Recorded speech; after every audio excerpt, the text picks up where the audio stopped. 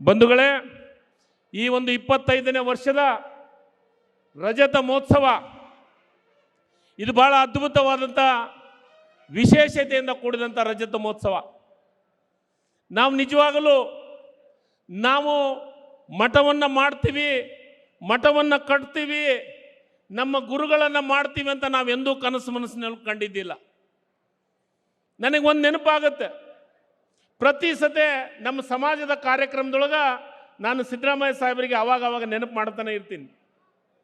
ಈ ಸಮಾಜದ ಕಾರ್ಯಕ್ರಮ ಮೊಟ್ಟ ಮೊದಲಿಗೆ ಬಾಗಲಕೋಟೆ ಒಳಗೆ ಪ್ರಾರಂಭ ಆಯಿತು. ಆ ಕಾರ್ಯಕ್ರಮ ಆಗಲಿಕ್ಕೆ ನಿಜವಾಗಲೂ ನಾನು ನಮ್ಮ ಮಾವನವರದನ್ನು ವೆಂಕಪ್ಪ ಬಂಡಿ ಅವ್ರನ್ನ ನಾವು ನೆನಪು ಮಾಡ್ಕೊಳ್ಳೇಬೇಕು. ಆ ಕಾರ್ಯಕ್ರಮದ ರೂವಾರಿಗಳವರು ಅವತ್ತು ಮಠವನ್ನು ಕಟ್ಟಬೇಕು, ಬೋವಿ ಒಡ್ರಿಗೆ ಒಂದು ಗುರುಪೀಠವನ್ನು ಮಾಡಬೇಕು, ಸ್ವಾಮೀಜಿಗಳನ್ನು ಮಾಡಬೇಕು ಅಂತಂದು ಬಾಗಲಕೋಟೆ ಒಳಗೆ ಪ್ರಾರಂಭ ಮಾಡಿದ್ವಿ. ಆ ಬಾಗಲಕೋಟೆಯ ಕಾರ್ಯಕ್ರಮಕ್ಕೆ ಯಾರು ಬಂದಿದ್ರಂದರೆ ಇಂದಿನ ನಾಡಿನ ದೊರೆಯಾದಂಥ ಅಂದಿನ ಹಣಕಾಸು ಸಚಿವರಾದಂಥ ಸನ್ಮಾನ್ಯ ಸಿದ್ದರಾಮಯ್ಯ ಸಾಹೇಬರು ನಮ್ಮ ಸಮಾಜದ ಕಾರ್ಯಕ್ರಮ ಮೊಟ್ಟ ಮೊದಲ ಉದ್ಘಾಟನೆಯನ್ನು ಮಾಡಿದವರು.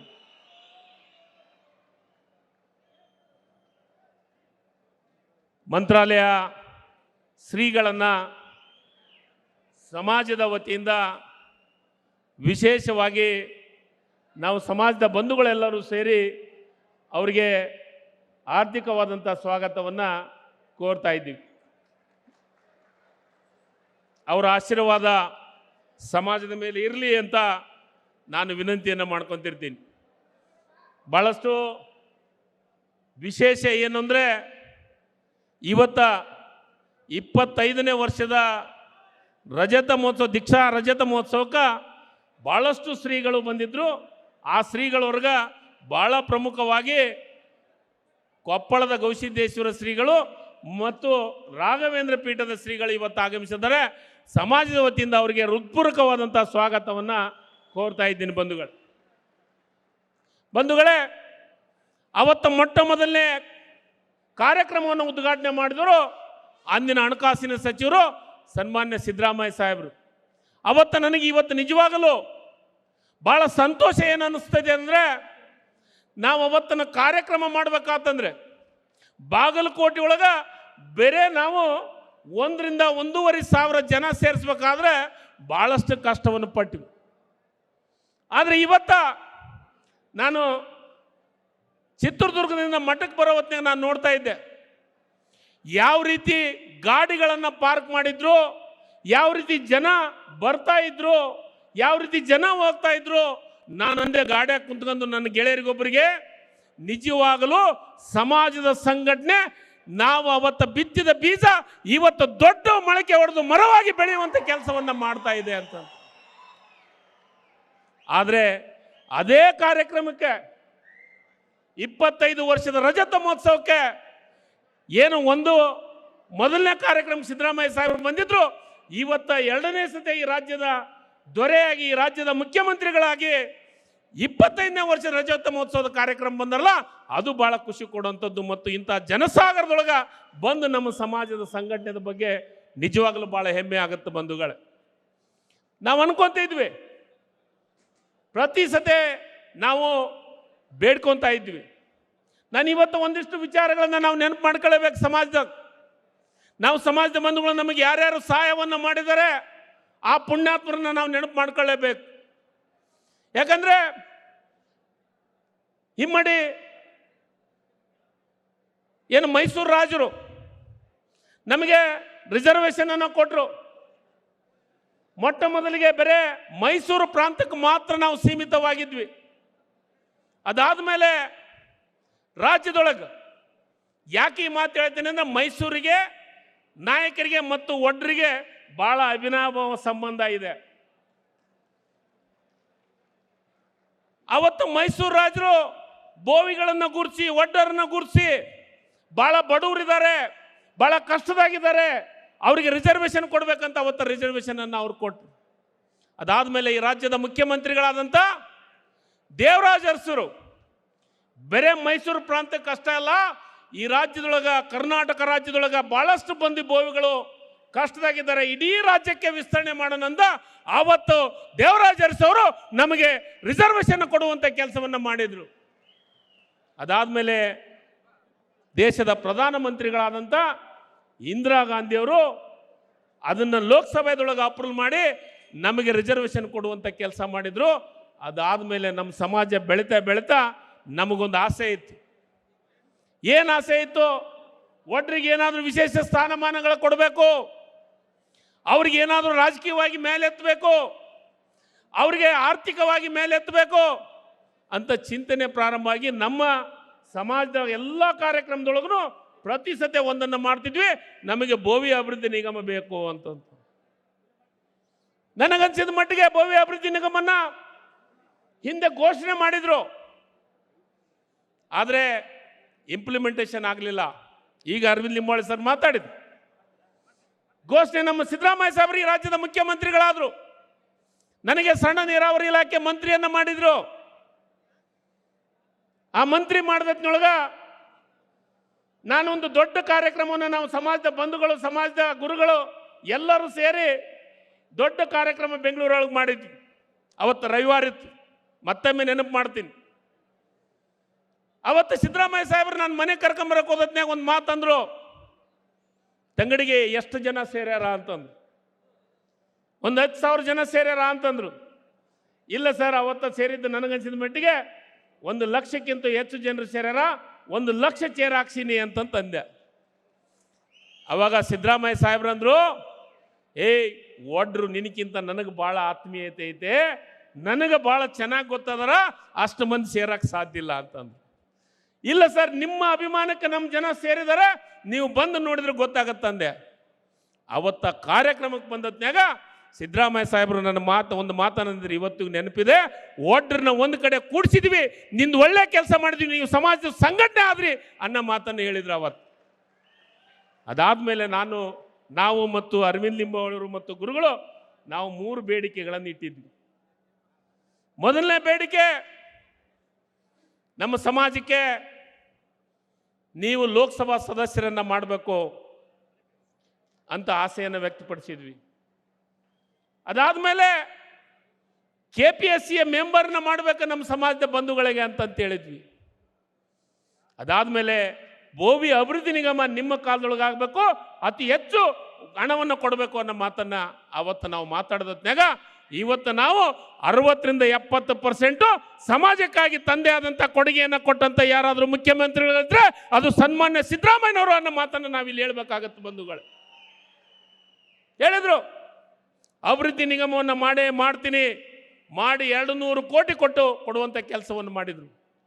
ಮೊದಲನೇ ಅಧ್ಯಕ್ಷ ನನಗನ್ಸಿದ ಮಟ್ಟಿಗೆ ಇಲ್ಲೇ ವೇದಿಕೆ ಮೇಲೆ ಅದಾರ, ನಮ್ಮ ಸೀತಾರಾಮ್ ಅವ್ರನ್ನ ಅಧ್ಯಕ್ಷನ ಮಾಡಿದರು, ಮೊಟ್ಟ ಮೊದಲನೇ ಅಧ್ಯಕ್ಷ. ಅದಾದ್ಮೇಲೆ ಮೊನ್ನೆ ನಮ್ಮ ಸಮಾಜಕ್ಕೆ KPSC ಮೆಂಬರ್ನ ಮಾಡಿದ್ರು, ಅದನ್ನು ನಮ್ಮ ಸಮಾಜದ ಬಂಧುಗಳ ದೊಡ್ಡ ಆಸೆ ಆಯಿತು. ಅದನ್ನು ಸನ್ಮಾನ್ಯ ಸಿದ್ದರಾಮಯ್ಯ ಸಾಹೇಬರದು ಮಾಡಿದ್ರು. ಅದಕ್ಕೆ ನಾನು ಅಭಿನಂದನೆಗಳನ್ನು ಸಮಾಜದ ವತಿಯಿಂದ ಹೇಳೋಕ್ಕಂತ ಇಷ್ಟಪಡ್ತೀನಿ ಬಂಧುಗಳು.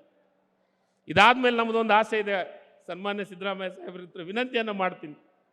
ಮಂತ್ರಿಯಾಗಿನು ಅವ್ರ ಜೊತೆಗಿದ್ರು ಒಂದು ವಿನಂತಿಯನ್ನು, ನಮ್ಮದು 2 ಕೆಲಸ. ಒಂದು, ನಮ್ಮ ಸಮಾಜಕ್ಕೆ ಒಂದು ವಿಧಾನ ಪರಿಷತ್ತಿನ ನಾಮಿನೇಟ್ ಸದಸ್ಯನಾಗಿ ಮಾಡಬೇಕು ಅಂತ ನಾನು ವಿನಂತಿಯನ್ನು ಮಾಡ್ತೀನಿ. ಅದರ ಜೊತೆಗೆ ನಾವು ಭಾಳ ಬಡವರಿದ್ದೀವಿ, ನಮ್ಮ ಸಮಾಜ ಕಟ್ಟ ಕಡೆ ಮನುಷ್ಯರಿಗೆ ತೊಂದರೆ ಇದೆ. ಈ ಸತೆ ನೀವು ವಿಶೇಷವಾಗಿ SC ST ಗಳ ಬಗ್ಗೆ, ಹಿಂದುಳಿದ ವರ್ಗದ ಬಗ್ಗೆ ವಿಶೇಷ ಕಾಳಜಿ ಹೊಂದಿದಂಥ ಮುಖ್ಯಮಂತ್ರಿಗಳಿದ್ದೀರಿ. ನಿಮ್ಮ ಮಂತ್ರಿಮಂಡಲದಾಗ ನಾನು ಮಂತ್ರಿ ಆಗಿದ್ದಿಲ್ಲ, ಅದು ನಂದು ದೊಡ್ಡ ಪುಣ್ಯನೇ. ಏನು ವಿಶೇಷ ಅಂದ್ರೆ ಅವ್ರು 2 ಸತೆ ಈ ರಾಜ್ಯದ ಮುಖ್ಯಮಂತ್ರಿಗಳಾಗಿದ್ದಾರೆ, ನಾನು 2 ಸತೆ ಮಂತ್ರಿ ಆಗಿದ್ದೀನಿ, ಅದು ನನ್ನ ಪುಣ್ಯ. ಅದಕ್ಕೆ ನಾನು ವಿನಂತಿಯನ್ನು ಮಾಡ್ತೀನಿ, ಬೋವಿ ಅಭಿವೃದ್ಧಿ ನಿಗಮಕ್ಕೆ ಕನಿಷ್ಠ ನಮಗೆ ಒಂದು ಕನಿಷ್ಠ ಏನಿಲ್ಲ ಅಂದ್ರೆ 500 ಕೋಟಿ ಆದ್ರೂ ಕೊಡಬೇಕು ಅಂತ ನಾನು ವಿನಂತಿಯನ್ನು ಮಾಡ್ತೀನಿ. ತಮ್ಮ ಭಾಷಣದೊಳಗೆ ದಯಮಾಡಿ ಅನೌನ್ಸ್ ಮಾಡಬೇಕು. ಯಾಕಂದ್ರೆ ಸರ್, ನಮ್ಮ ಸಮಾಜ ಒಗ್ಗಟ್ಟಾಗಿದೆ, ನಾವು ಯಾವಾಗಲೂ ನಿಮ್ಮ ಜೊತೆಗಿರ್ತೀವಿ, ನಾವು ನಿಮ್ಮನ್ನೇ ಫಾಲೋ ಮಾಡೋದು, ನಮ್ಮ ನಾಯಕರನ್ನೋದು ನೀವೇ. ನಮ್ಮನ್ನು ಎತ್ತಿ ಬೆಳೆಸೋಂಥವ್ರು ನೀವೇ. ಅದಕ್ಕೆ ನನಗೊಂದು ಮಾತು ಹೇಳ್ತಿದ್ರು ಸಿದ್ದರಾಮಯ್ಯ ಸಾಹೇಬರು. ಯಾಕಂದರೆ ಮೈಸೂರು ಇದ್ರೊಳಗೆ ಒಂದು ಕಾಲನಿ ಇದೆ ಅಂತ, ಆ ಕಾಲನಿ ಒಳಗೆ ಮೈಸೂರು ರಾಜರನ್ನ ಒತ್ಕೊಂಡು ಅಡ್ಡಾಡೋರು ಬೋವಿಗಳು ಅಂತ ಹೇಳ್ತಿದ್ರು ನನಗೆ. ಯಾಕೆ ಸರ್ ಬೋವಿಗಳು ಅಂತ ಕೇಳಿದೆ ನಾನು. ಒಂದು ಕಡೆ ನೀವು ಗಟ್ಟಿಯಾಗಿರ್ತೀರಿ, ಒಂದು ಭಾರಿ ವಿಶ್ವಾಸಿಕರಿದ್ದೀರಿ, ಎರಡು ಯಾಕಂದ್ರೆ ಒತ್ಕೊಂಡವ್ರನ್ನ ಕೆಳಗೆ ಕೊಡಬಾರ್ದಲ್ಲ, ಗಟ್ಟಿಯಾಗಿರ್ತೀರಿ, ವಿಶ್ವಾಸಿಕರಿರ್ತೀರಿ ಅಂತಂದು ಅದಕ್ಕೆ ಒಂದು ಸ್ಪೆಷಲ್ ಕಾಲನಿಯನ್ನು ಅಂದಿನ ರಾಜರು ಮಾಡಿದ್ದಾರೆ ಅಂತ ನನಗೆ ಸಿದ್ದರಾಮಯ್ಯ ಸಾಹೇಬರು ಹೇಳಿದ್ದು. ಯಾಕಂದರೆ ನಾವು ವಿಶ್ವಾಸಿಕರಿದ್ದೀವಿ ಸರ್, ನಾವು ನಿಮ್ಮ ಜೊತೆಗಿರ್ತೀವಿ, ನೀವು ಕೊಟ್ಟಂಥದ್ದನ್ನು ನಾವು ಯಾವಾಗಲೂ ಸ್ಮರಿಸ್ತಿರ್ತೀವಿ. ಇನ್ನೂ ಈಗ ಅರವಿಂದ್ ಲಿಂಬಾವಳಿ ಸರ್ ಹೇಳಿದರು, ಅವರು BJPಯ ಪಕ್ಷದವ್ರು ಇರ್ಬೋದು, ಆದರೆ ನಿಗಮವನ್ನು ಮಾಡಿದಂಥದ್ದು ಸಿದ್ದರಾಮಯ್ಯ ಸಾಹೇಬ್ರನ್ನ ಮಾತನ್ನು ಹೇಳಿದರು. ನಾವು ಅದಕ್ಕೆ ಇವತ್ತು ಸಿದ್ದರಾಮಯ್ಯ ಸಾಹೇಬ್ರನ್ನ ನಾವು ನೆನೆಸೋದು. ನಾನು ಅವತ್ತು ಹೇಳಿದೆ, ಸಿದ್ದರಾಮಯ್ಯ ಸಾಹೇಬರಿಗೆ ನಮಗೆ ಯಾಕೆ ಅವಿನಾಭಾವ ಸಂಬಂಧ ಐತೆ ಹೇಳ್ರಿ. ನಮ್ಮ ಗುರುಗಳು, ನಮ್ಮ ಸಮಾಜದ ಗುರುಗಳ ಹೆಸರೇನು? ಸಿದ್ದರಾಮೇಶ್ವರ. ಮತ್ತು ನಮ್ಮನ್ನು ರಕ್ಷಣೆ ಮಾಡೋರು ಸಿದ್ದರಾಮಯ್ಯ ಸಾಹೇಬ್ರೆ. ಅದಕ್ಕೆ ಬೋವಿಗಳಿಗೆ ಅವರಿಗೆ ಅವಿನಾಭಾವ ಸಂಬಂಧ ಇದೆ ಅನ್ನೋ ಮಾತನ್ನು ಹೇಳಲಿಕ್ಕೆ ಇಷ್ಟಪಡ್ತೀನಿ ಬಂಧುಗಳೇ. ಅದಕ್ಕೆ ಇವತ್ತ ನಮ್ಮ ಸಮಾಜದ ಮಟ್ಟ ಅಭಿವೃದ್ಧಿ ಆಗಬೇಕಾಗಿದೆ. ಆ ಅಭಿವೃದ್ಧಿ ಆಗಬೇಕಾದ್ರೆ ಭಾಳಷ್ಟು ನನ್ನ ಯುವಕರು ಹೇಳಿದರು, ಶಿಕ್ಷಣಕ್ಕಾಗಿ ಒತ್ತು ಕೊಡಬೇಕು, ಶಿಕ್ಷಣಕ್ಕಾಗಿಯೇ ಸಮಾಜವನ್ನು ಕಟ್ಟಬೇಕಂತಂದು. ಅದಕ್ಕೆ ಮಾನ್ಯ ಸಿದ್ದರಾಮಯ್ಯ ಸಾಹೇಬ್ರು ನಾವು ವಿನಂತಿಯನ್ನು ಮಾಡ್ತೀನಿ, ನಾವು ಶಿಕ್ಷಣ ಸಂಸ್ಥೆಯನ್ನು ಕಟ್ತಾ ಇದ್ದೀವಿ, ವಿಶೇಷವಾದಂಥ ಅನುದಾನವನ್ನು ನಮ್ಮ ಮಠಕ್ಕೆ ತಾವು ಕೊಡಬೇಕು ಅಂತ ಕೈ ಮುಗಿದು ನಾನು ವಿನಂತಿಯನ್ನು ಮಾಡ್ತೀನಿ ಬಂಧುಗಳೇ. ಅದಕ್ಕೆ ಇವತ್ತ ಇವೆಲ್ಲ ಕೆಲಸಗಳ ಜೊತೆಗೆ ಮತ್ತು ಇವತ್ತು ನಮ್ಮ ಗುರುಗಳು ಭಾಳ ಅದ್ಭುತವಾದಂಥ ಕೆಲಸವನ್ನು ಮಾಡ್ತಾ ಇದ್ದಾರೆ. ನಾವು ಮೊದಲನೇ ಸಂಘಟನೆ ಮಾಡೋದ್ನಾಗ ನಮಗೇನೂ ಇದ್ದಿದ್ದಿಲ್ಲ, ನಮ್ಮ ಸಮಾಜಕ್ಕೆ ಗುರುಗಳೇ ಇದ್ದಿದ್ದಿಲ್ಲ, ಗುರಿನೂ ಇದ್ದಿದ್ದಿಲ್ಲ. ಈಗ ಈ ಎರಡು ಮಠಗಳನ್ನಾಗಿ ಬಾಗಲಕೋಟೆ ಮತ್ತು ಚಿತ್ರದುರ್ಗ ಮಠ ಇರೋದ್ರಿಂದ ನಮಗೆ ಇವತ್ತು ಗುರುಗಳು ಇದ್ದಾರೆ, ಗುರುನಿ ಇದೆ. ಆ ಗುರಿಯನ್ನು ಮುಟ್ಟಬೇಕಾದ್ರೆ ಶಿಕ್ಷಣದ ಬಗ್ಗೆ ಹೆಚ್ಚು ಒತ್ತು ಕೊಡುವಂಥ ಕೆಲಸ ಸಮಾಜದ ಬಂಧುಗಳು ಮಾಡಬೇಕು ಅನ್ನೋ ಮಾತನ್ನು ಇಲ್ಲಿ ಹೇಳಲಿಕ್ಕೆ ಇಷ್ಟಪಡ್ತೀನಿ ಬಂಧುಗಳೇ. ಇವತ್ತು ನಾನು ಇಲ್ಲೇನಾದರೂ ನಿಂತು ಮಾತಾಡ್ತಾ ಇದ್ದೀನಿ, ಭಾಷಣ ಮಾಡ್ತಾ ಇದ್ದೀನಿ ಅಂದರೆ ನಾನು ಶ್ರೀಮಂತರ ಮಗ ಅಲ್ಲ. ನನ್ನ ತಂದೆ ಒಬ್ಬ ಗೌಂಡಿ, ಒಬ್ಬ ಕಟ್ಟಡ ಕಾರ್ಮಿಕನ ಮಗ. ನಾನು ಶಿಕ್ಷಣ, ನನ್ನ ತಂದೆ ತಾಯಿ ಶಿಕ್ಷಣ ಕೊಟ್ಟಿದ್ದಕ್ಕೆ ಇವತ್ತು ಈ ರಾಜ್ಯದ ಮಂತ್ರಿಯಾಗಿ ಕೆಲಸವನ್ನು ಮಾಡ್ತಾ ಇದ್ದೀವಿ. ಅದಕ್ಕೆ ನಾನು ಸಮಾಜದ ಬಂಧುಗಳಲ್ಲಿ ವಿನಂತಿ ಮಾಡ್ತೀನಿ, ಇವತ್ತು ಗುರುಗಳು ಒಂದು ಒಳ್ಳೆಯ ನಿರ್ಧಾರವನ್ನು ತೆಗೆದುಕೊಂಡಿದ್ದಾರೆ. ಪ್ರತಿ ವರ್ಷ ನಮ್ಮ ಸಮಾಜದವರು ಯಾರು ಹೆಚ್ಚು ಅಂಕವನ್ನು ಪಡೆದಿರ್ತಾರೆ ಅವರಿಗೆ ಸನ್ಮಾನ ಮಾಡೋದ್ರ ಜೊತೆಗೆ ಅವರಿಗೆ ಪ್ರೋತ್ಸಾಹ ಕೊಡುವಂಥ ಕೆಲಸ ಪ್ರತಿ ವರ್ಷ ತಮ್ಮದು 1 ಕೋಟಿ ರೂಪಾಯಿವರೆಗೂ ಹೆಚ್ಚು ದುಡ್ಡನ್ನು, ಪ್ರೋತ್ಸಾಹನವನ್ನು ಕೊಡುವಂಥ ಕೆಲಸವನ್ನು ಮಾಡಿದಂಥ ಗುರುಗಳನ್ನು ನಾವು ಇವತ್ತು ಪಡೆದಿದ್ವಿ. ನಿಜವಾಗಲೂ ನಾವು ಅಭಿನಂದಿಸುವಂಥ ಕೆಲಸವನ್ನು ಆಗಬೇಕಾಗಿದೆ. 25ನೇ ವರ್ಷ ಈಗ ನೋಡಿ, ನಾನು ಸಿದ್ದರಾಮಯ್ಯ ಸಾಹೇಬ್ರಿಗೆ ಹೇಳ್ತಾ ಇದ್ದೆ, ನಮ್ಮ ಸಮಾಜದವರು ಬೆಳ್ಳಿ ಎಣಿಕೆಯಷ್ಟು IAS ಆಫೀಸರ್ಸ್, ಅದ್ರಾಗ ಈಗಾಗಲೇ ವೇದಿಕೆ ಮೇಲೆ ಒಬ್ಬರು ಬಂದು ಹೋದ್ರು. ಈಗ ಮತ್ತೊಬ್ಬರು ನಮ್ಮ ಶರತ್ ಬಂದಿದ್ದಾರೆ. ಈ ವರ್ಷ ಕರ್ನಾಟಕದೊಳಗೆ IAS ಪಾಸ್ ಆದಂಥವ್ರು 3 ವಿದ್ಯಾರ್ಥಿಗಳಿದ್ದಾರೆ. ನಿಜವಾಗಲೂ ಅವರಿಗೆ ಈಗ ನಾವು ಸನ್ಮಾನವನ್ನು ಮಾಡ್ತೀವಿ. ಅದ್ರ ಜೊತೆಗೆ ನಮ್ಮ ಮಕ್ಕಳಿಗೆ SSLC PUC ಅತಿ ಹೆಚ್ಚು ಅಂಕ ಪಡೆದಂಥವ್ರನ್ನ ಇವತ್ತು ಸನ್ಮಾನ ಮಾಡೋದ್ರ ಮುಖಾಂತರ ಸಮಾಜಕ್ಕೆ ಶಿಕ್ಷಣದ ಒಂದು ಎಚ್ಚರಿಕೆ, ಶಿಕ್ಷಣದ ಬಗ್ಗೆ ಹೆಚ್ಚು ಅರಿವು ಮೂಡಿಸುವಂಥ ಕೆಲಸವನ್ನು ಮಠದಿಂದ ಆಗ್ತಾ ಇದೆ. ಅದಕ್ಕೆ 25ನೇ ವರ್ಷದ ದೀಕ್ಷಾ ಮಹೋತ್ಸವದೊಳಗೆ ಅವ್ರಿಗೆ ವಿಶೇಷವಾದಂಥ ಅಭಿನಂದನೆಗಳನ್ನು ಸಲ್ಲಿಸುವಂಥ, ಶ್ರೀಗಳಿಗೆ ಅಭಿನಂದನೆಯನ್ನು ಸಲ್ಲಿಸುವಂಥ ಕೆಲಸವನ್ನು ಮಾಡ್ತೀವಿ ಅನ್ನೋ ಮಾತನ್ನು ಇಲ್ಲಿ ಹೇಳಿ, ಇವತ್ತು ಇನ್ನೂ ಭಾಳಷ್ಟು ಮಾತಾಡೋದಿದೆ, ಆದರೆ ಹಂತವಾಗಿ ಮಾತಾಡ್ತೀವಿ. ನಮಗೊಂದೇ ಒಂದು ಏನು ವಿಶೇಷತೆ ಅಂದರೆ, ನಮ್ಮ ಮಠಕ್ಕೆ ಮತ್ತು ಅಭಿವೃದ್ಧಿ ನಿಗಮಕ್ಕೆ ಹೆಚ್ಚು ಹಣವನ್ನು ಸಿದ್ದರಾಮಯ್ಯ ಸಾಹೇಬರು, ನಾವು ನಿಮ್ಮನ್ನು ನಂಬಿದ್ದೀವಿ, ಈ ವರ್ಷ ದಯಮಾಡಿ ಎರಡರೊಳಗೂ ಅತಿ ಹೆಚ್ಚು ದುಡ್ಡನ್ನು ಕೊಡಬೇಕು. ಸಮಾಜದ ಜೊತೆಗೆ ನಾವು ಸಮಾಜದವರು ಎಲ್ಲರೂ ನಾವು ನಿಮ್ಮ ಜೊತೆಗಿದ್ದೀವಿ. ಯಾಕಂದರೆ ಯಾರು ತುಳಿತಕ್ಕೊಳಗಾಗಿರ್ತಾರೆ, ಯಾರು ಕಷ್ಟದೊಳಗಿರ್ತಾರ, ಅವ್ರನ್ನ ಮೇಲೆತ್ತದೆ, ಅವ್ರನ್ನ ಸಮಾಜಕ್ಕೆ ಮೇಲೆತ್ತುವಂಥ ಕೆಲಸವನ್ನು ಏನಾದರೂ ಮಾಡಿದರೆ ಈ ರಾಜ್ಯದೊಳಗೆ ಅದು ಮೊಟ್ಟ ಮೊದಲಿಗರು ಸನ್ಮಾನ್ಯ ಸಿದ್ದರಾಮಯ್ಯ ಸಾಹೇಬರು ಅನ್ನೋ ಮಾತನ್ನು ಇಲ್ಲಿ ಹೇಳಿ, ಇವತ್ತು ನಮ್ಮ ಶ್ರೀಗಳು ಇನ್ನೂ ಹೆಚ್ಚು ಕೆಲಸವನ್ನು ಮಾಡಲಿ.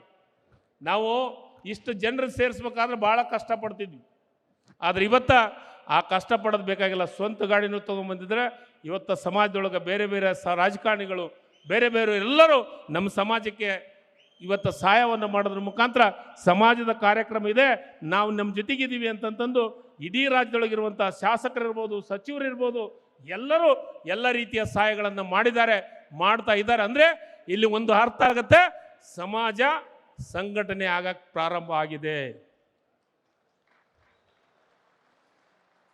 ಒಂದು ಕಡೆ ಸಂಘಟನೆ ಆಗಿ ಒಡ್ರು ಒಂದು ಕಡೆ ಗಟ್ಟಿಯಾಗಿ ನಿಲ್ತಾ ಇದ್ದಾರೆ ಅನ್ನೋ ಮಾತನ್ನ ಇಲ್ಲಿ ಪ್ರಾರಂಭ ಆಗಿದೆ. ಅದರ ಜೊತೆಗೆ ಇನ್ನೂ ಒಂದು ಸಣ್ಣ ಕರೆಕ್ಷನು, ನೀವು ಮಾಡಿದಂಥ ಬೋವಿ ಅಭಿವೃದ್ಧಿ ನಿಗಮ, ಆ ಅಭಿವೃದ್ಧಿ ನಿಗಮದ ಹೆಸರು ಬೋವಿ ಒಡ್ರ ಅಭಿವೃದ್ಧಿ ನಿಗಮ ಅಂತ ಮಾಡಬೇಕು ಅಂತ ಸನ್ಮಾನ್ಯ ಸಿದ್ದರಾಮಯ್ಯ ಸಾಹೇಬರಲ್ಲಿ ವಿನಂತಿಯನ್ನು ಮಾಡ್ತೀನಿ. ಯಾಕಂದರೆ ನಮ್ಮ ಸಮಾಜದೊಳಗೆ ಅದೆಲ್ಲ ಒಂದು ಕಡೆ ನಮ್ಮ ಸಮಾಜದವ್ರಿಗೆ ಸಿಗಬೇಕಾದಂಥ ಹಕ್ಕುಗಳು ಬೇರೆದವ್ರ ಪಾಲು ಆಗ್ತಾ ಇದೆ. ಸನ್ಮಾನ್ಯ ಸಿದ್ದರಾಮಯ್ಯ ಸಾಹೇಬ್ರೆ, ಅದಕ್ಕೆ ನಾನು ವಿನಂತಿಯನ್ನು ಮಾಡ್ತೀನಿ ಅಂತ ನಮ್ಮ ಕಾಲದಾಗಿದ್ದು ನೀವೇ ಮಾಡಿದಂಥದ್ದು, ಅದನ್ನು ಪ್ರಾರಂಭ ಮಾಡಿದರೆ ನೀವು, ಅದಕ್ಕೆ ಒಂದು ಸಣ್ಣ ಹೆಸರನ್ನು ಬದಲಾವಣೆ ಮಾಡಬೇಕಂತಂದು ತಮ್ಮಲ್ಲಿ ವಿನಂತಿಸಿ ಇಲ್ಲಿ ಮಾತಾಡಲಿಕ್ಕೆ ಅವಕಾಶ ಮಾಡಿಕೊಟ್ಟದ್ದು. ಮತ್ತು ಅದ್ರ ಜೊತೆಗೆ ನಮ್ಮ ಶ್ರೀಗಳು ಇವತ್ತು ನೋಡ್ರಿ, ಅವರಿಗೆ ಯಾವ ರೀತಿ ನಾವು ದೀಕ್ಷಾ ರಜತ ಮಹೋತ್ಸವ ಮಾಡಿದ್ವಿ ಅಂದರೆ ಇಡೀ ಎಲ್ಲ ಥರದ ಹೂಗಳನ್ನು ತಂದು ಅವರ ಹಾಕೋದ್ರ ಜೊತೆಗೆ ನಮ್ಮ ಸಮಾಜದ ಗುರುಗಳು ಮತ್ತು ಇನ್ನೂ ಸಮಾಜಕ್ಕೆ ಗುರುಗಳಿಗೆ ಏನು ನಮ್ಮ ಸಮಾಜದ ಸಂದೇಶ ಕೊಟ್ಟರು ಅಂದರೆ, ನೀವು ಇನ್ನೂ ಜವಾಬ್ದಾರಿ ಜಾಸ್ತಿ ಆಗಿದೆ, ಇನ್ನೂ ಹೆಚ್ಚು ಸಂಘಟನೆ ಮಾಡಬೇಕಾಗಿದೆ, ಸಮಾಜವನ್ನು ಎಚ್ಚರಿಸುವಂಥ ಕೆಲಸವನ್ನು ಮಾಡಬೇಕಾಗಿದೆ, ಸಮಾಜ ನಿಮ್ಮ ಜೊತೆಗಿದೆ, ನೀವು ಮುಂದುವರ್ರಿ, ನಾವೆಲ್ಲರೂ ನಿಮ್ಮಿಂದ ಇರ್ತೀವಿ ಅನ್ನೋ ಸಂದೇಶವನ್ನು ಇವತ್ತು ರಜತ ಮಹೋತ್ಸವದಲ್ಲಿ ಕೊಡುವಂಥ ಕೆಲಸವನ್ನು ಮಾಡಿದ್ದೀವಿ ಅನ್ನೋ ಮಾತನ್ನು ಹೇಳಿ ಇವತ್ತು ನನಗೆ ಮಾತಾಡಲಿಕ್ಕೆ ಅವಕಾಶ ಮಾಡಿಕೊಟ್ಟಂಥ ಸಮಾಜದ ಬಂಧುಗಳು ಎಲ್ಲರಿಗೂ ಹೊಂದಿಸಿ ನಾನು ಇನ್ನೂ ಒಂದು ನೆನಪು ಮಾಡ್ತೀನಿ.